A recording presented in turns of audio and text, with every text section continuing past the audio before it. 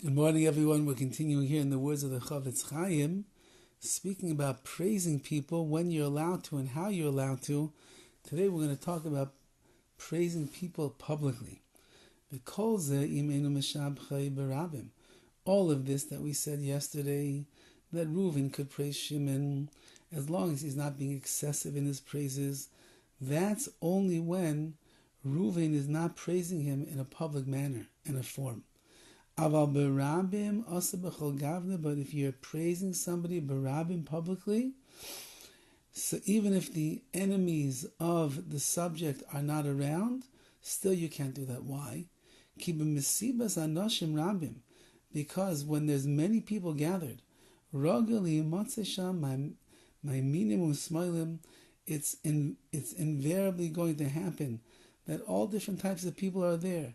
Some that are leaning to the right, some that are leaning to the left, which means some that have a good disposition, some that are very critical, some of them are jealous. And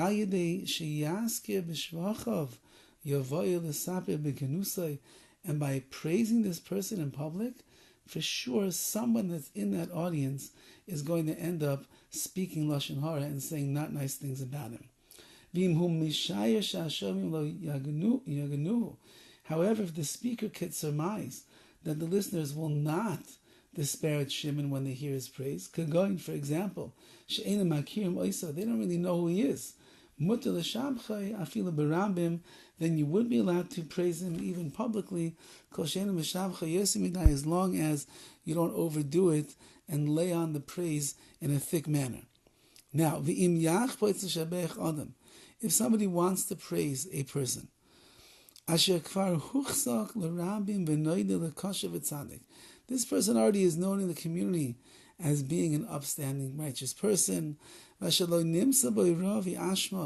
you can't find any flaw or fault in him.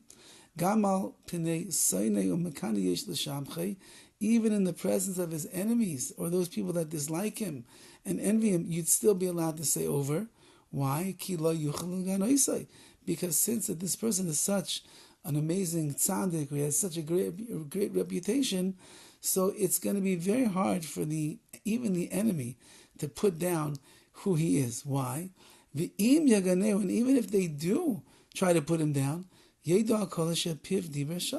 knows that he's talking nonsense and foolishness, because we know what a great person this is that we are discussing. And this is really the heter permissibility that we have. For example, you go to a Sheva Brachas and they talk so nicely about the chassid and the kala, pointing out all of their finest attributes. Now this is a chassid and kala, 20 years old, 22, 23 years old. They're far from perfect. They're not tzaddikim. It's not a tzaddikis.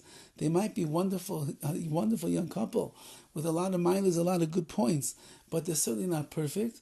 Nevertheless, since everybody who goes there knows that that's the purpose, is to praise the chassan in the eyes of the kala, and to praise the kala in the eyes of the chassan.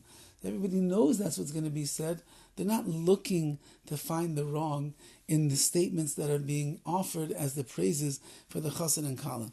So too, if you go to a banquet and they're honoring someone, and that person, when he's being called up, the Rav of the organization, or the Rosh Yeshiva of the yeshiva, or one of the board members starts laying on these lavish praises about this person, how they're always there for the organization, we can always count on them, they're amazing, and v'chule, etc., etc.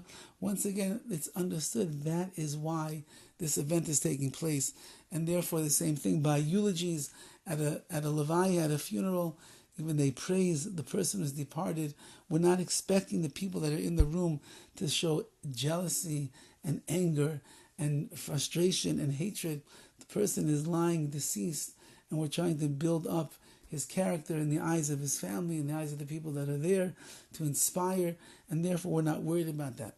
The only thing that a person has to be careful about is they should not overly exaggerate in the praises of the chassan and the kala, in the praises of the person being honored by the banquet, or in the praise of the deceased, because that already is overboard, and that taka could lead to making people jealous and getting upset and speaking Lashon Hara, and therefore we try to avoid avak Lashon Hara at all costs. Have a wonderful Shabbos.